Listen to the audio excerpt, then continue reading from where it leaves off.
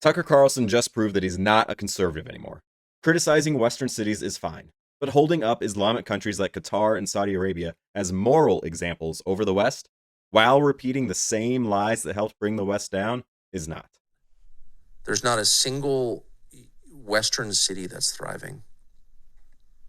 And they're all degrading in exactly the same way. Is a lot of it just a moral decay, or is it actually true from everything? It's a lot of things, but it's self-hatred. Every city. Crazy. Every European city, every American city. It's just why people lose their will to live, their will to pass on their culture, their values, their religion to their children, their will to have children. It's all gone. But you go to the Gulf, and it's incredible to be in a place that has pride in itself, that believes in its religion and culture, that thinks we're onto something. This is great. Look at what we're doing. We're really proud of this. Now, saying Western cities are falling apart is not the crazy part. A lot of them are.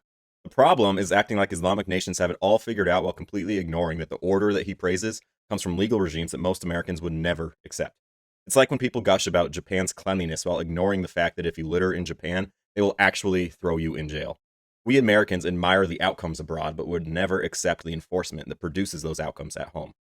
But Tucker's larger point, that people in the West are losing their love for the West, is correct. Western elites hate the West, and because those elites fill the school systems, they teach that hatred to the next generation. They don't believe in the faith that built the West, and because of that, they don't hold any of the values that the West was built upon. And at the same time, they've convinced themselves that the West has been a net bad for the world. So while the initial diagnosis from Tucker is right, where he goes with it shows that he has fallen away from the conservative movement. Instead of talking about how great the historical Western values are, he advances the same blame the West for everything narrative that the Western elites have been pushing into the school system. The same narrative that makes people hate Western values. And you notice, like in ISIS or Al Qaeda or like the Muslim extremists, they're all from like collapsed, pathetic societies dominated by colonial powers. They've been degraded, and that's why they're so angry. The answer to Westerners have lost their faith in their values is not to say, well, the advancement of our faith and values is what made everyone hate us. That's totally backwards.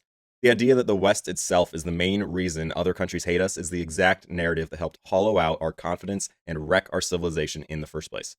What Tucker is pushing here is an anti-Western, anti-American view that isn't supported by common sense or by history. And look, I get it. The first instinct for a lot of people is to say that terrorists hate America because America was bad to them. It sounds sophisticated and maybe edgy to say, oh, the Taliban hate us because we occupied Afghanistan for 20 years, or, oh, Iran hates us because we're currently at war there. But that is a childlike view of the world because it completely ignores everything that happened before the last 20 years. And Tucker's not even saying that. He's not saying that they hate us because we were at war with them. He's saying they hate us because we, as in we the West, colonized them. And that's even more ignorant of history. Iran was never colonized by any Western nation, but they still hate us. Afghanistan was never fully colonized either, but they've hated us since long before the post-9/11 wars. Saudi Arabia used to hate us, but they were never colonized either. Meanwhile, many of the places that were colonized are now our thriving allies. South Korea was colonized by Japan, and it's a modern, successful country. India was colonized for generations and is now one of the fastest growing economies on Earth. Singapore was a British colony and is now one of the richest nations in the world. Even over in Africa, Botswana didn't gain independence until 1966, yet it's one of Africa's most stable, least corrupt countries.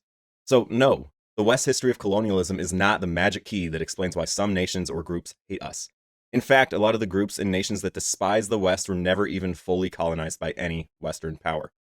The conservative view of why some countries thrive while others fail and fall into terrorism is honestly quite simple.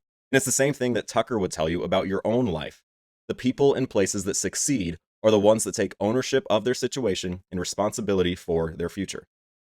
What that means is that it's not colonialism that doomed these nations. It's their internal ideology, the culture their governments choose to enforce, and the choices their leaders made after the colonial period. Plenty of countries had a colonial past and are thriving today. Others had the same colonial past or were never colonized at all, and instead of choosing peace and prosperity, chose corruption, repression, and jihad. What Tucker's worldview does by blaming colonialism, even when colonialism was never a factor, is remove agency from these groups and their leaders while quietly flattening the moral landscape. If everything bad they do is just a reaction to what the West did, then their choices aren't really choices anymore. They're just reflexes to our behavior. Once you buy into that, every society ends up on the same moral level because no one is truly responsible for what they do. And it's not just that he's praising Islamic Sharia law cultures for being diverse, which he did in that interview. It's that he's treating those systems as if they're just different flavors of something basically equivalent to the modern West, while actually ranking Western culture below them somehow. By saying that the West is to blame for anti-Western sentiment in the Middle East, he takes blame off the Middle Eastern cultures and governments that are actively teaching and funding that hatred. He ignores the simple reality that theocracies and regressive Sharia policies are, in fact, morally worse systems than Western democracies with real freedoms. His view turns the West into the only real historical actor. Everyone else becomes a passive object. It's not Iran's fault they hate the West, we killed their leader style of thinking. That's what actual racism looks like.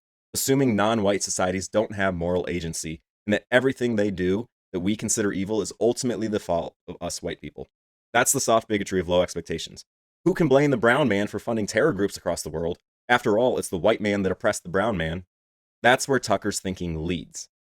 The tragic part is that the problem Tucker correctly identifies at the beginning, that the West has lost its love for its own faith, values, and culture, is completely undercut when he immediately turns to the same leftist story that helped destroy that love in the first place. As conservatives, we should be defending Western civilization because it works. The moment you start apologizing for it, blaming colonialism for every failure and every bullet aimed at us, you've stopped being a conservative. And Tucker is no longer a conservative.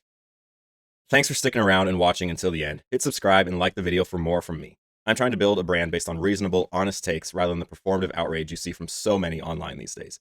If that sounds like something you want, subscribe so you don't miss my next video. With that, I'll see you next time. Thank you.